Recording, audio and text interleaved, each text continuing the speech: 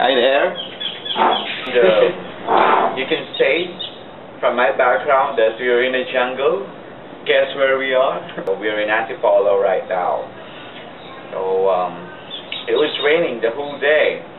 I just woke up and had no one to talk to. People are in their rooms still. So I decided to talk to you guys. Talk to all of you out there who may find interest in watching this video. Okay, I haven't read it yet, although I know it's Peter and Paul tomorrow. It's their feast.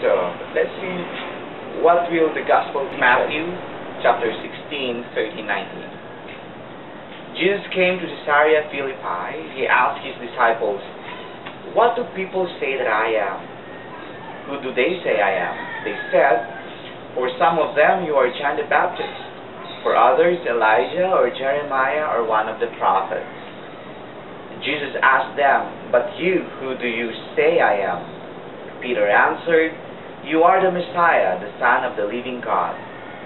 Jesus replied, "It is well for you, Simon, for it is not flesh or blood that has revealed this to you, but my Father in heaven. And now I say to you, you are Peter, and on this rock I will build my church, and never will the powers of death overcome it." The Gospel of the Lord. It's good to meditate on the very question of Jesus here. What do people say of the Son of Man? Who do they say I am?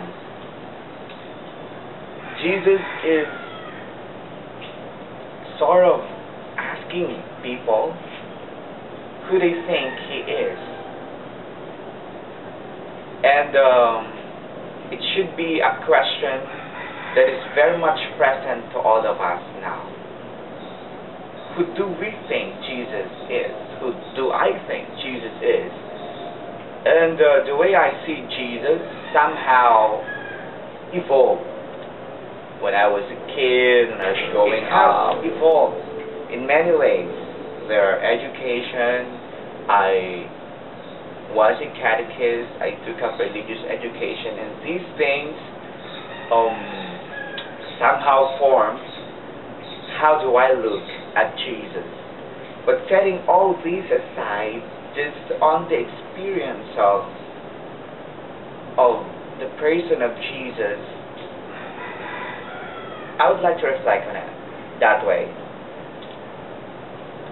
When I was a kid, I know there is God, I know there is Jesus. I was born into a Catholic family, but not practicing one. None from my family would be going to Mass, and prayer is an alien thing in the family. I came to know about Jesus through our, in the school already, through our volunteer. So when I was a kid, I guess Jesus was a hope. Why? You know, my father was imprisoned when I was a kid, and my mother left us, so the siblings were scattered. I lived with my grandmother together with my sister and many cousins, so we're like a big family back in Ilocos Sur. And for me then, Jesus was hope. Why? Because as a kid, I already understood how miserable my life is, or let me rephrase that.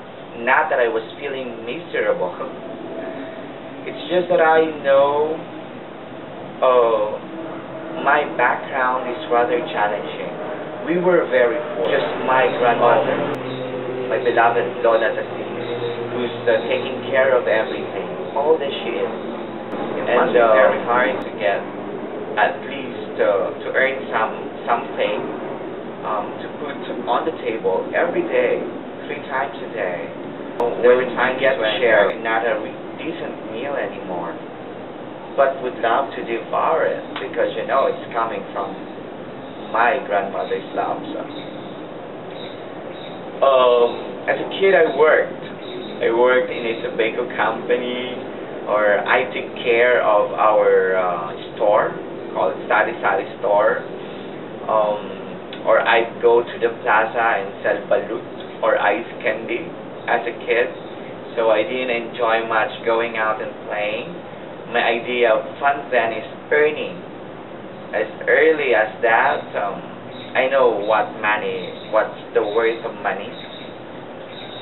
So I am just so immersed into this poverty, into this kind of life, that if I think of who God is, then He is my hope.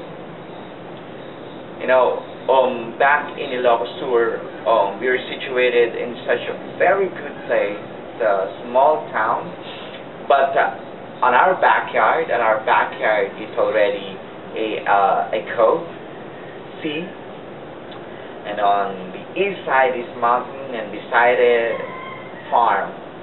So at night, I go to the seashore and lie on the sand.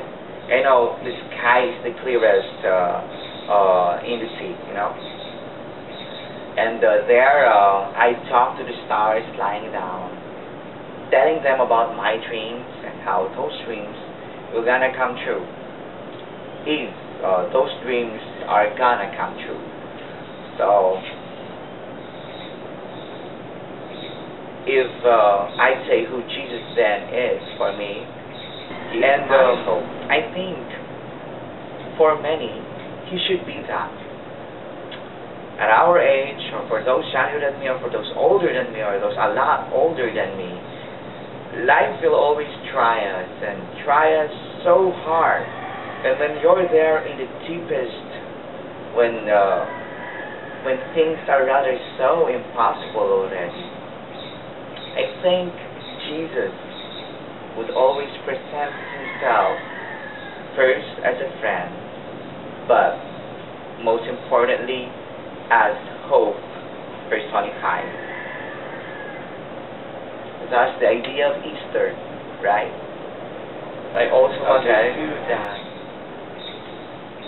that only meant I had a genuine relationship with my God.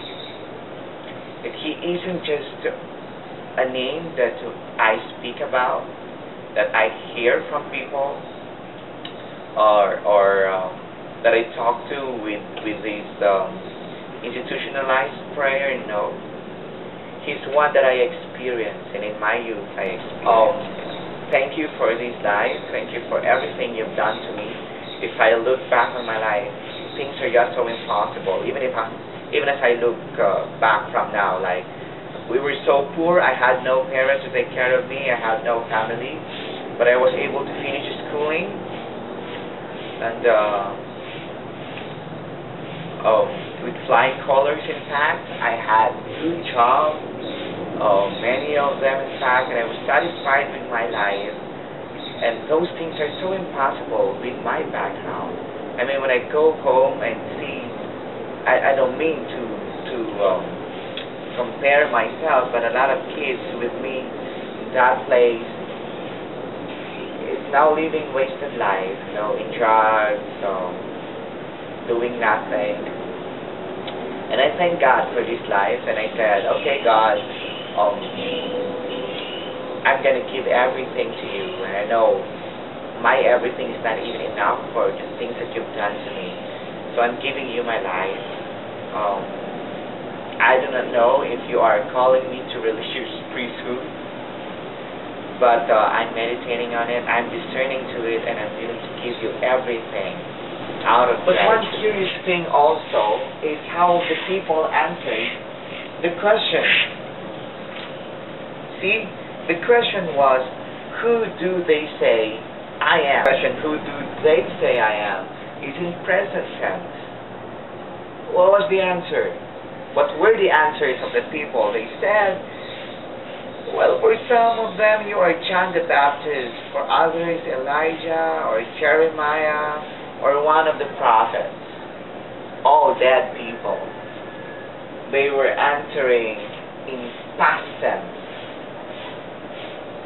And And that tells a lot about us. We are not very much different from those people who gave those answers. Many, if not most of us, would talk about people regarding their past. See? And somehow we get to be very judgmental about people because of their past. We box people according to who they were and what were they doing, and we don't really care at all about their conversion, about how good they are now in the present, because we put them in the back of their past. I remember many of the people I knew then, of my neighbors, were saying, who, that kid, who's gonna end up like his father? You know, no good future is for him. And I don't know, out of pride or something, well, I'm proud of what God has given me, that I finished education, I was working then, and I had a good job, a lot better than what they were having. And they like it. They like me that way, although still many of them couldn't see me being a man who's enjoying life. No, I was still looked at as someone who is just a son of theirs, who's gonna end up nothing. You know, the past is something that we just have to accept. They happened, and we cannot do anything about it. Lion King, the movie. Oh, I like that film because that was the only film my father and I watched in the cinema. And I like that particular line of the monkey. I forgot his name. He said, "The past, you can either get hurt by it every day or learn from it." And that's what we should do, guys. We should just learn from it. And learning from it, from them, we start embracing the present and just have fun with the present. And look at others and see how a beautiful future may be so possible for them.